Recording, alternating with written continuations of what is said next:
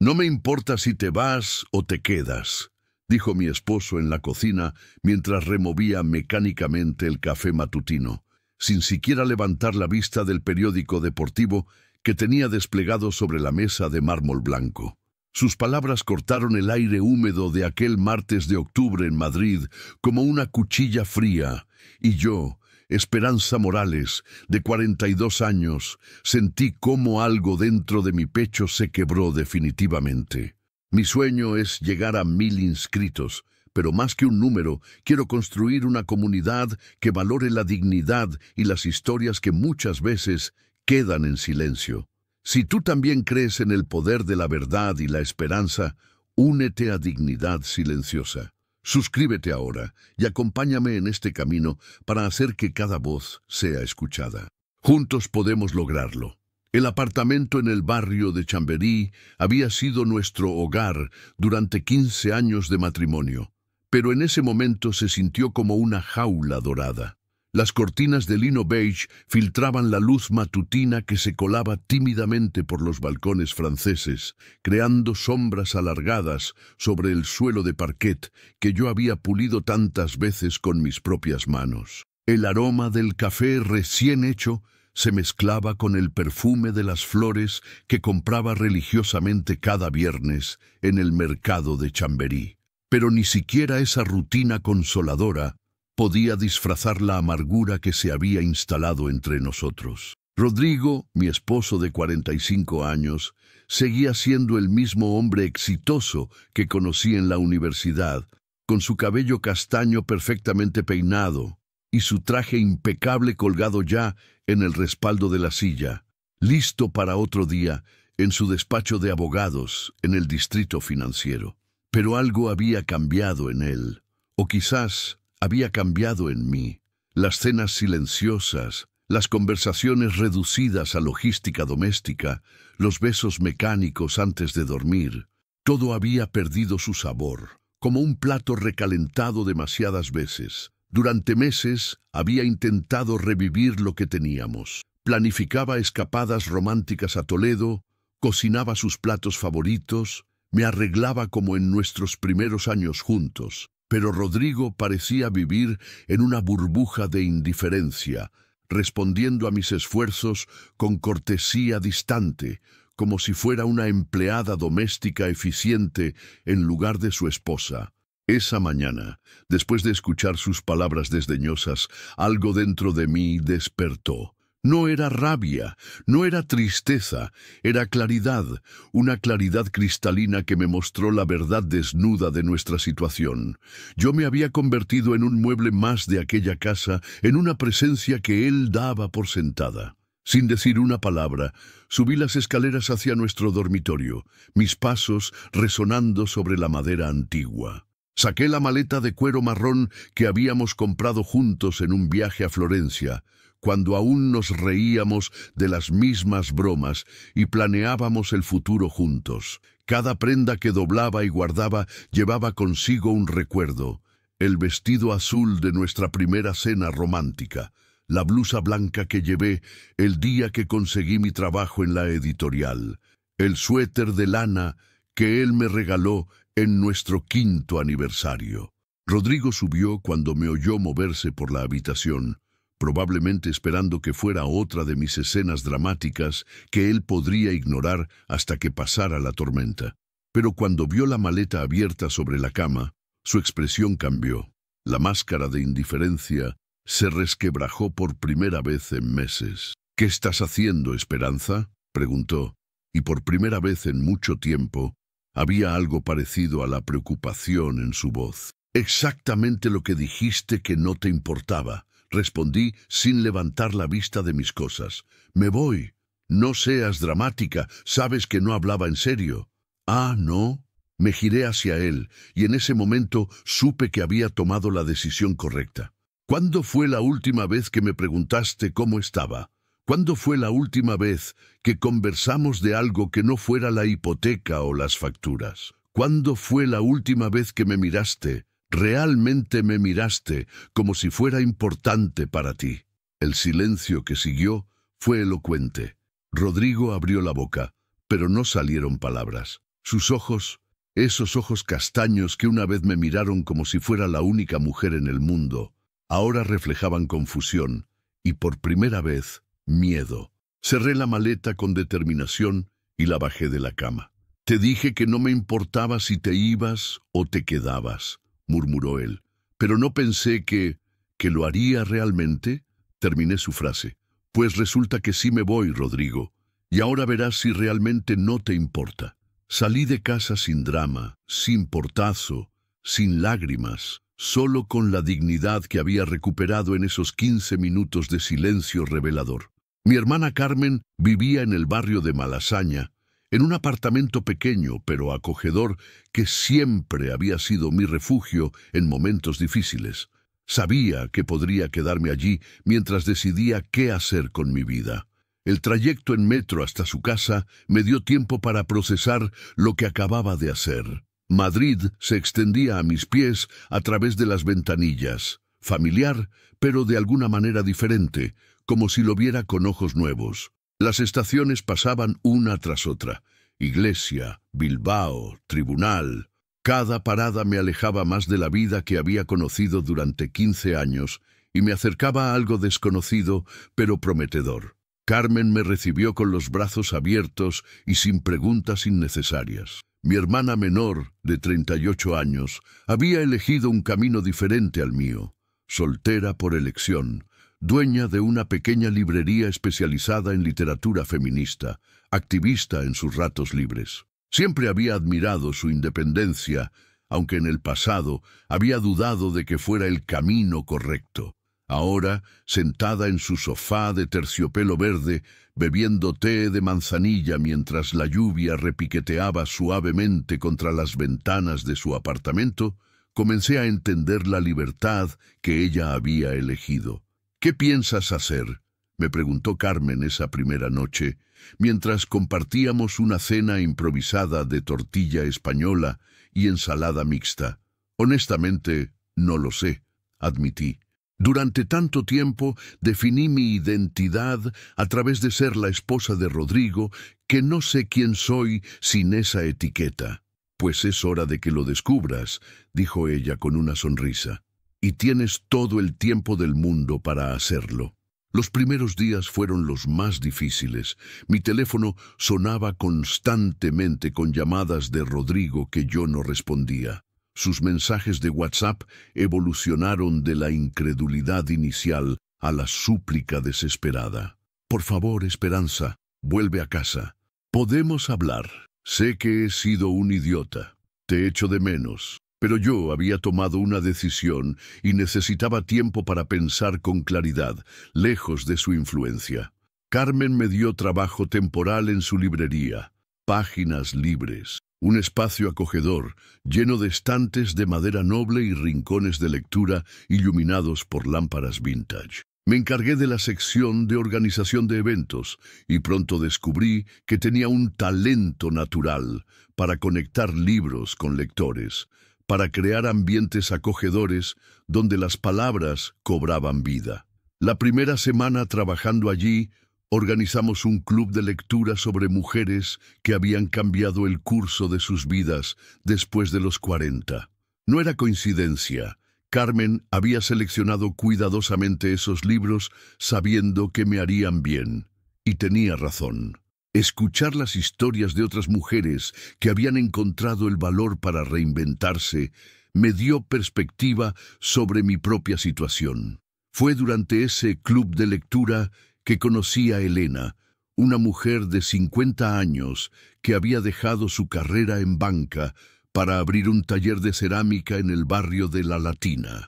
Su historia resonó profundamente conmigo. Había pasado por un divorcio difícil a los 45. Había dudado de sus capacidades. Había enfrentado la desaprobación de familia y amigos, pero había encontrado su pasión y había construido una nueva vida alrededor de ella. «Lo más difícil», me dijo Elena después de la sesión del club, mientras tomábamos vino tinto en un bar cercano, «no fue dejar a mi exmarido. Fue dejar la idea de quién pensaba que tenía que ser para ser feliz según otros». Sus palabras se quedaron conmigo durante días. Cuánto de mi identidad había construido para complacer expectativas externas. Cuánto de mi infelicidad venía de intentar encajar en un molde que nunca había sido el correcto para mí. Mientras tanto, Rodrigo intensificó sus intentos de contactarme. Un día apareció en la librería con un ramo de rosas rojas y una expresión de arrepentimiento que habría sido convincente 3 meses antes. Pero ahora podía ver más allá de sus gestos románticos. Podía ver al hombre que me había dado por sentada durante años, que había esperado que yo estuviera siempre disponible para sus necesidades, mientras él construía su carrera y sus amistades sin considerar las mías. «Esperanza, por favor», suplicó en medio de la librería, ajeno a las miradas curiosas de los clientes. «Estoy perdido sin ti. La casa está vacía. La comida no sabe igual. No duermo bien. Te necesito». «¿Me necesitas a mí o necesitas lo que hacía por ti?», le pregunté con una calma que me sorprendió a mí misma. «¿Me extrañas a mí o extrañas tener a alguien que mantuviera tu vida organizada?». No pudo responder inmediatamente, y esa pausa me dio toda la información que necesitaba. Se marchó con sus rosas, prometiendo que cambiaría, que las cosas serían diferentes. Pero yo ya había empezado a cambiar, y no estaba interesada en volver a la versión anterior de mí misma. A medida que pasaron las semanas, descubrí aspectos de mi personalidad que habían estado dormidos durante años. Me inscribí en clases de fotografía, algo que siempre había querido hacer, pero que Rodrigo consideraba una pérdida de tiempo. Comencé a escribir un blog sobre libros y vida, compartiendo reflexiones que nunca había tenido el espacio mental para desarrollar. Hice nuevas amigas, mujeres interesantes y realizadas que me veían como Esperanza, no como la esposa de Rodrigo. Una tarde de noviembre, mientras organizaba los escaparates de la librería con las novedades de la temporada, recibí un mensaje de WhatsApp que me heló la sangre. Era de la hermana de Rodrigo, Isabel. «Esperanza, necesitas saber algo. Rodrigo está en el hospital. Ha tenido un colapso nervioso. No come, no duerme. Los médicos dicen que está en depresión severa. Sé que están separados, pero pensé que deberías saberlo». Mi primera reacción fue de culpa pura. ¿Habría llevado las cosas demasiado lejos? ¿Era responsable de su estado? Pero luego recordé las palabras de Elena y de mi terapeuta. Sí, había comenzado terapia individual por primera vez en mi vida. No eres responsable de la felicidad de otra persona, especialmente si esa persona nunca se hizo responsable de la tuya. Aún así, no podía ignorar completamente la situación. Rodrigo había sido parte importante de mi vida durante 15 años. Decidí visitarlo, no como su esposa, sino como alguien que una vez lo amó y que se preocupaba por su bienestar como ser humano. El Hospital Gregorio Marañón estaba lleno del bullicio típico de un martes por la tarde. Encontré a Rodrigo en la planta de psiquiatría, en una habitación individual que olía a desinfectante y tristeza.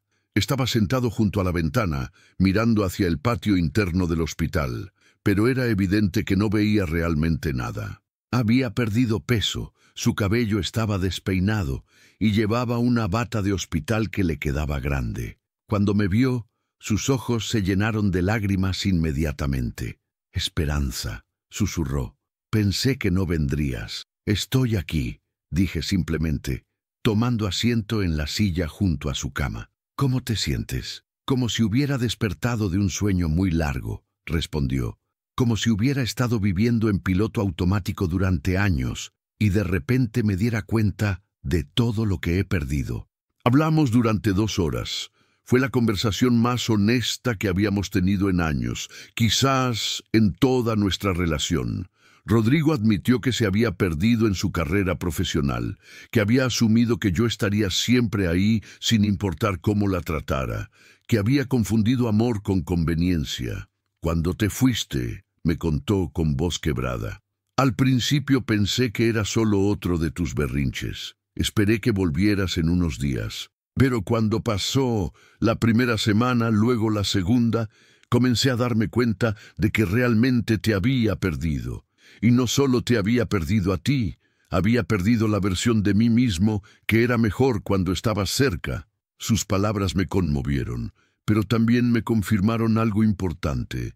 Rodrigo estaba comenzando a entender el daño que había causado, pero su proceso de sanación era suyo, no mío. Yo no podía ser su salvadora, como tampoco podía ser responsable de su destrucción. Rodrigo, le dije tomando su mano, me alegra que estés comenzando a darte cuenta de estas cosas, pero necesitas entender que no puedo volver solo porque estés pasando por un momento difícil. He comenzado a construir una vida que me hace feliz, y esa vida no incluye regresar a la dinámica que teníamos. ¿Pero hay alguna posibilidad para nosotros?, preguntó con esperanza desesperada.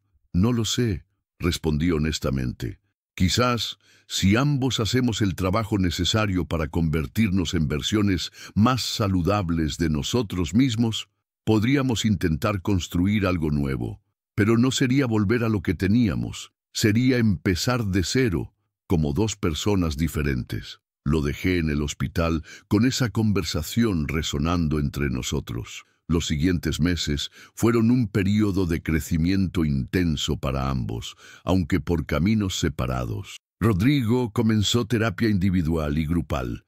Tomó una licencia en su trabajo para enfocarse en su salud mental e incluso se inscribió en clases de cocina, reconociendo que había dependido demasiado de mí para las necesidades básicas de la vida.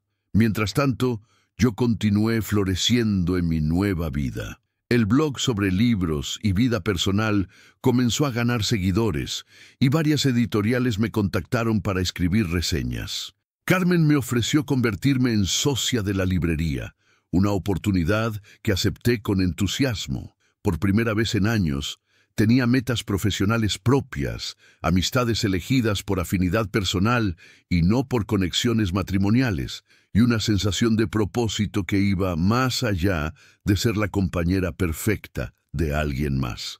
En febrero, 6 meses después de haber salido de casa, Rodrigo me pidió encontrarnos para tomar un café. Había salido del hospital hacía un mes y, según me contó Isabel, estaba comprometido con su proceso de recuperación. Acepté verlo en un café neutral en el barrio de Chueca, un lugar que no tenía historia para nosotros como pareja. El hombre que encontré allí era diferente al que había dejado aquel octubre. Rodrigo había recuperado peso saludable, pero más que eso, había algo en su postura y en sus ojos que indicaba una presencia más consciente.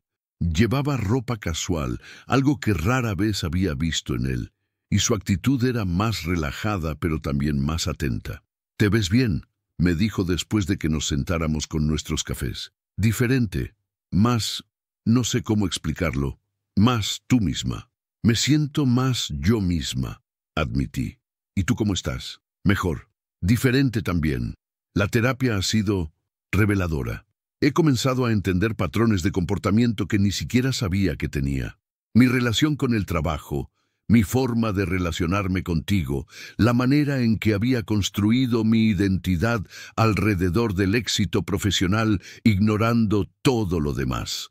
Hablamos durante 2 horas, y por primera vez en años fue una conversación entre iguales.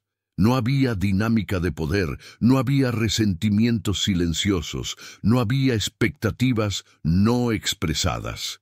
Solo 2 personas que habían compartido una parte importante de sus vidas y que ahora se estaban conociendo nuevamente como individuos más completos. «Esperanza», me dijo antes de despedirnos. «Quiero que sepas que no espero que volvamos a estar juntos. Entiendo que has construido una vida nueva y que eres feliz. Solo quería disculparme apropiadamente y agradecerte». «¿Agradecerme?», pregunté sorprendida. «Por tener el valor de irte, por no quedarte en una situación que nos hacía infelices a ambos solo por comodidad o por miedo. Tu partida me obligó a enfrentarme a cosas que había estado evitando durante años. Sin esa crisis, probablemente habríamos continuado en esa dinámica tóxica indefinidamente». Sus palabras me conmovieron profundamente. Era la primera vez que alguien me agradecía por priorizar mi propia felicidad, por tomar una decisión difícil que a largo plazo había resultado beneficiosa para ambos. Durante los meses siguientes, Rodrigo y yo mantuvimos un contacto esporádico pero cordial. Él continuó con su terapia y gradualmente regresó al trabajo con una perspectiva completamente diferente sobre el equilibrio vida-trabajo. Yo seguí desarrollando mi carrera en el mundo literario y fortaleciendo las amistades y aficiones que había descubierto. No volvimos a estar juntos como pareja, pero desarrollamos algo que nunca habíamos tenido durante nuestro matrimonio. Una amistad real basada en el respeto mutuo y el crecimiento personal. Rodrigo conoció eventualmente a María, una psicóloga que compartía su nueva perspectiva sobre la vida, y yo comencé a explorar la posibilidad de una relación con David, un escritor que conocí en uno de los eventos literarios de la librería. Un año después de aquel martes de octubre que cambió nuestras vidas, nos encontramos por casualidad en el Parque del Retiro. Era una tarde soleada de otoño y ambos paseábamos solos, disfrutando del aire fresco y los colores dorados de las hojas que comenzaban a caer. ¿Te arrepientes?, me preguntó Rodrigo mientras caminábamos lentamente hacia el estanque. ¿De haberme ido?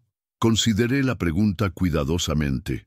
No, fue la decisión más difícil que he tomado, pero también la más necesaria. ¿Y tú? ¿Te arrepientes de haber dicho que no te importaba si me iba o me quedaba? Me arrepiento de haberlo dicho de esa manera, tan cruel, respondió, pero no me arrepiento de que me fueras, porque si no lo hubieras hecho, probablemente estaríamos todavía atrapados en esa versión miserable de nosotros mismos. Nos sentamos en un banco cerca del estanque, observando a las familias que alimentaban a los patos y a las parejas jóvenes que se fotografiaban junto al agua. Era una escena pacífica, llena de vida y posibilidades. ¿Sabes qué he aprendido este año?, le dije. Que el amor real no es quedarse en una situación porque es lo esperado o lo cómodo. El amor real hacia ti mismo y hacia la otra persona a veces significa tener el valor de decir esto no está funcionando y hacer algo al respecto. Y que no me importa si te vas o te quedas, puede ser la frase más liberadora que alguien puede decir, aunque no sea esa la intención, añadió Rodrigo con una sonrisa triste pero genuina. Nos quedamos en silencio durante un rato, cada uno perdido en sus propios pensamientos. El sol comenzaba a ponerse, pintando el cielo de Madrid con tonos rosados y dorados que se reflejaban en la superficie del estanque. Era hermoso, pacífico, y por primera vez en mucho tiempo me sentí completamente en paz con las decisiones que había tomado. Gracias, Esperanza, dijo Rodrigo finalmente, por enseñarme que a veces el amor más profundo que puedes mostrar por alguien es dejarlo ir. Y gracias a ti, respondí, por enseñarme que tengo derecho a irme si no soy feliz, sin importar lo que otros puedan pensar. Esa tarde, cuando regresé al apartamento que ahora compartía con Carmen en Malasaña, me sentí profundamente agradecida por aquel martes de octubre cuando mi mundo se tambaleó. Había perdido un matrimonio que se había convertido en una rutina vacía, pero había ganado algo mucho más valioso. Me había encontrado a mí misma.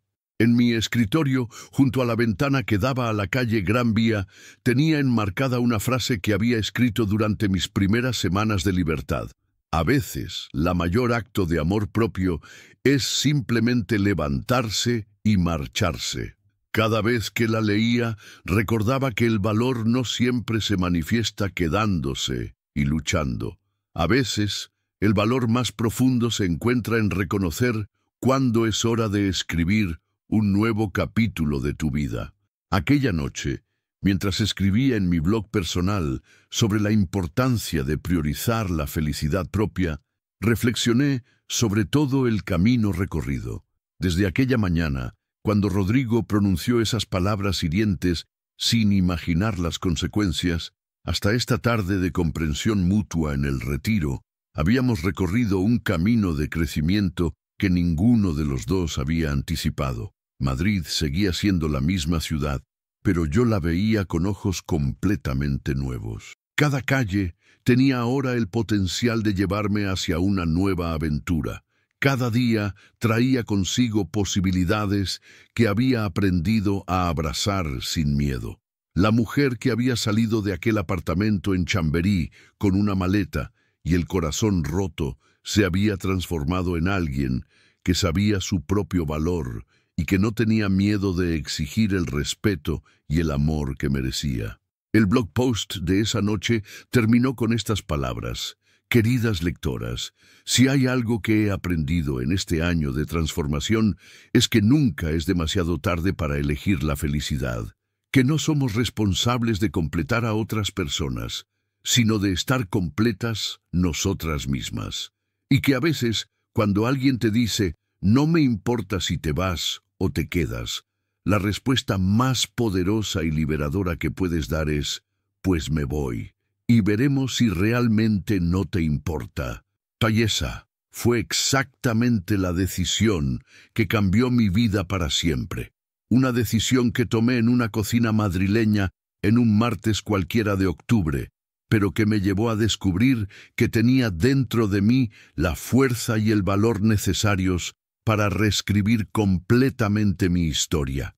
Porque al final, como aprendí durante esos meses de autodescubrimiento, la vida es demasiado corta para pasarla siendo la versión de ti misma que otros esperan, en lugar de ser la versión que te hace verdaderamente feliz. Únete a Dignidad Silenciosa. Suscríbete ahora y caminemos juntos para que ninguna voz vuelva a ser silenciada. Porque cuando una historia se cuenta con el corazón, puede cambiarlo todo.